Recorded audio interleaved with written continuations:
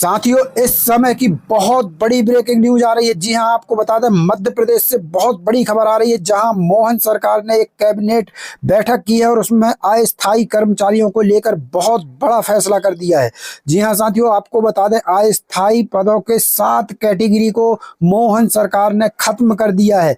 जी हां, स्थायी और अस्थायी पदों में जो अंतर है उसको खत्म करने की कोशिश की गई है। तो यहाँ पर आपको बता दें कि इन जो 7 कैटेगरी हैं, इनमें दैनिक वेतन भोगी कर्मचारी, अंशकालिक कर्मचारी, कार्य प्रभारित जो कर्मचारी हैं, ये भी शामिल हैं। तो साथियों, आपको पूरी अपडेट बताएंगे। अगर आप पहले से ही दैनिक वेतन भोगी कर्मचारी के रूप में काम कर रहे हैं, अंशकालिक कर्मचारी के रूप में काम कर रहे हैं, या फिर कार्यभारित कर्मचारी के रूप में काम कर रहे हैं, तो क्या होगा आखिर उन कर्मचारियों का जो पहले से ही इन पदों पर काम कर रहे हैं। तो पूरी अपडेट आपको बताएंगे दोस्तों, वीडियो पर बने रहिएगा। बहुत बड़ी अपडेट है यार।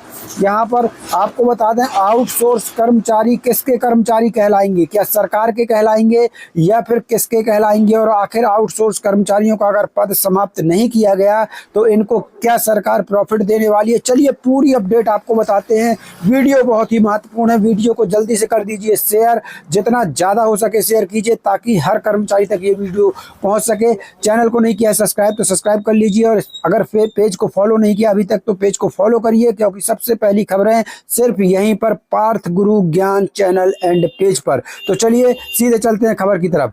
साथियों, यहाँ पर आप देख सकते हैं, ये पोस्टर जो है खुद यहाँ पर मध्य प्रदेश श्रम विभाग ने जारी किया है, और खुद मुख्यमंत्री मोहन यादव जी के पेज पर ये पोस्टर जारी किया गया है। कैबिनेट के महत्वपूर्ण निर्णय। जी हाँ, कल 16 दिसंबर मंगलवार को जो है कैबिनेट की बैठक हुई थी, जिसमें बहुत ही महत्वपूर्ण निर्णय लिए गए थे। यहाँ पर इस पोस्टर में सबसे ऊपर देखिए, राज्य शासन के विभिन्न विभागों के वर्तमान स्वीकृत अस्थायी पदों को स्थायी पदों में परिवर्तित करने के लिए सेवा भर्ती नियम में आवश्यक प्रावधान करने की स्वीकृति। क्या है इसकी डिटेल, कुछ अखबारों के माध्यम से हमारे पास डिटेल आई है साथियों। तो यहाँ पर देख लीजिए क्या कुछ है। यहाँ पर इस अखबार को ज़्यादातर लोग जो है जानते होंगे, इस अखबार को जानते होंगे, लाखों लोग ट्रस्ट करते हैं। तो इस अखबार ने क्या कुछ लिखा है, एक एक चीज़ समझिएगा, बहुत ही ज़्यादा आपके लिए महत्वपूर्ण खबर है। मोहन यादव सरकार का बड़ा फैसला, सौगातें मिलते ही खुशी से उछल पड़े कर्मचारी। मध्य प्रदेश में कर्मचारियों के हित में मोहन यादव सरकार के कई फैसले लिए। अब नियमित और संविदा का अंतर खत्म, रहेंगी सिर्फ 5 श्रेणियां। यहाँ पर देख सकते हैं मोहन यादव जी कैबिनेट की बैठक लेते हुए, तो यहाँ पर बड़े फैसले लिए गए हैं। चलिए आगे डिटेल्स बताते हैं आपको। कल की खबर है, कल शाम में जो है ये खबर अपडेट हुई है। यहाँ पर देख लीजिए क्या कुछ लिखा है। मध्य प्रदेश में कर्मचारियों के बीच स्थायी और अस्थायी पदों के बीच का अंतर खत्म हो गया है। राज्य सरकार ने कर्मचारियों के बीच अलग अलग 10 पद नामों को घटाकर सिर्फ 5 पदनाम कर दिए हैं। मुख्यमंत्री डॉक्टर मोहन यादव की अध्यक्षता में हुई कैबिनेट की बैठक में मंगलवार को सामान्य प्रशासन विभाग के प्रस्ताव को मंजूरी दी गई। कैबिनेट की बैठक में कई महत्वपूर्ण निर्णय लिए गए। भोपाल और इंदौर मेट्रो रेल लाइन के लिए 90 करोड़ रुपए के अतिरिक्त बजट का भी प्रावधान किया गया। यहाँ देखिए स्थायी और अस्थायी पदों का अंतर समाप्त। यहाँ पर देखिए कैबिनेट में, यहाँ देख लीजिए कैबिनेट में हुए निर्णय की जानकारी देते हुए उप मुख्यमंत्री राजेंद्र शुक्ल ने बताया, कर्मचारियों के लिए महत्वपूर्ण निर्णय किया गया। वित्त विभाग के प्रस्ताव पर प्रदेश के कर्मचारी के पदों से संबंधित नियम दिशा निर्देश जारी करने, स्थायी और अस्थायी पदों का अंतर समाप्त करने के संबंध में चर्चा की गई। यहाँ पर देखिए बैठक में फैसला लिया गया कि राज्य शासन में कार्यरत कर्मचारी के पदों से संबंधित, यहाँ पर गौर से समझिएगा, कर्मचारी के पदों से संबंधित अस्थायी और स्थायी पद का अंतर समाप्त किया गया है। अभी कर्मचारियों में नियमित, संविदा, आउटसोर्स, अंशकालीन जैसे अलग अलग 10 प्रकार के कर्मचारी के पदों का वर्गीकरण होता था। अब कर्मचारियों की अब केवल 5 श्रेणियां। तो यहाँ पर देख लीजिए, कर्मचारियों के वर्गीकरण के कारण कर्मचारियों को रिटायरमेंट के बाद प्रोवेशन पीरियड के दौरान कई तरह की परेशानियां उठानी पड़ती हैं। इसको देखते हुए राज्य सरकार ने कर्मचारियों की 10 श्रेणियों के स्थान पर अलग अलग 5 श्रेणियों का प्रावधान किया है। इससे कर्मचारी वर्ग को काफ़ी राहत मिलेगी। उप मुख्यमंत्री ने बताया, यहाँ पर देख लीजिए, उप मुख्यमंत्री ने बताया, अब नियमित संविदा, आउटसोर्स, अंशकालीन जैसे पद ही रहेंगे। इसके अलावा कई और श्रेणियां थीं जिसकी आवश्यकता महसूस नहीं हो रही थी। सभी विभागों की सहमति के बाद आज इस पर निर्णय लिया गया है। यहाँ पर उप मुख्यमंत्री महोदय को देख सकते हैं आप, इन्होंने प्रेस कॉन्फ्रेंस करके बताया है। लेकिन यहाँ पर एक चीज़ मैं आपको बता दूं साथियों, ये जो अंशकालीन देख रहे हैं आप, तो यहाँ पर अंशकालीन पद को समाप्त नहीं किया गया है, ये बताया गया है। तो यहाँ पर 4 श्रेणियों में अब नियमित, संविदा, आउटसोर्स, अंशकालीन बताया गया है। लेकिन एक और अखबार ने बताया है कि अंशकालीन पद को भी समाप्त किया गया है। चलिए उस अखबार की खबर भी देख लेते हैं, आपका क्लियर होना हमारे लिए बेहद ज़रूरी है। तो यहाँ पर देखिए, एक और अखबार के माध्यम से हमारे पास जो जानकारी आई थी वो हम आपको दिखाने का काम यहाँ पर कर रहे हैं। यहाँ पर देखिए, एक और अखबार है, इन्होंने लिखा है मध्य प्रदेश में दैनिक वेतनभोगी, हाँ दैनिक वेतनभोगी तो निश्चित है, इस पद को समाप्त कर दिया गया है। यहाँ पर देखिए क्या कुछ लिखा है इस अखबार ने, मध्य प्रदेश में दैनिक वेतनभोगी स्थायी कर्मी की 7 कैटेगरी खत्म, आदिवासी जिलों के लिए 1782 करोड़ का सिंचाई पैकेज। तो यहाँ पर आगे देखिए क्या कुछ, यहाँ पर मोहन यादव जी कैबिनेट की बैठक लेते हुए आपको दिखाई दे रहे हैं। यहाँ पर क्या कुछ लिखा है, भोपाल, यहाँ पर देखिए, भोपाल, मध्य प्रदेश सरकार ने कर्मचारियों की 7 कैटेगरी, दैनिक वेतन भोगी, अंशकालीन, कार्यभारित, स्थायी कर्मी सहित अन्य को समाप्त कर दिया है। तो यहाँ पर अंशकालीन कैटेगरी को समाप्त करने के लिए बोला गया है। यहाँ पर देखिए अब क्या लिखा है आगे, अब सिर्फ 3 कैटेगरी रहेंगी। इस अखबार के मुताबिक सिर्फ 3 कैटेगरी रहना है।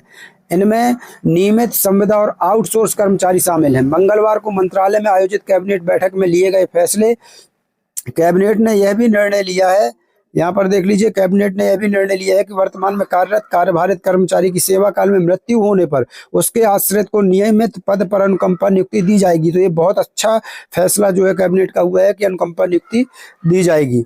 इस संवर्ग में अभी ऐसा प्रावधान नहीं था। जिन कैटेगरी को समाप्त करने का निर्णय लिया गया है वे अपने सेवा काल तक कार्य करते रहेंगे, मतलब उनकी जब तक उनका सेवा काल है वो उस पद पर भले बने रहेंगे, भले ही वो दैनिक वेतनभोगी हो, अंशकालिक हो, या जिन पदों को समाप्त किया गया है वो पद बने रहेंगे जब तक उनका सेवा काल चालू है। लेकिन उनके रिटायर होते हुए, उनके सेवा काल समाप्त होते ही वह पद स्वतः ही खत्म हो जाएगा, क्योंकि अब सरकार ने उस पद को समाप्त कर दिया है। यदि विभाग कर्मचारी की डिमांड करता है, यदि विभाग कर्मचारियों की मतलब और डिमांड करता है और ज़रूरत है विभाग को, तो फिर उस पद के विरुद्ध नियमित पद का सृजन किया जाएगा, यानी उस पद के जगह पर एक नियमित पद अलग से बनाया जाएगा और फिर नई भर्ती की जाएगी। बता दें कि दिग्विजय सरकार ने साल 2001 में दैनिक वेतनभोगी के पद समाप्त किए थे। कोर्ट में नहीं बताना पड़ेगी कैटेगरी, सरकार का क्या कहना है वो देख लीजिए। इस अखबार के हिसाब से सरकार का कहना है कि अभी न्यायालयीन प्रकरणों में अलग अलग पदों की वजह से काफ़ी गलतफहमी होती है।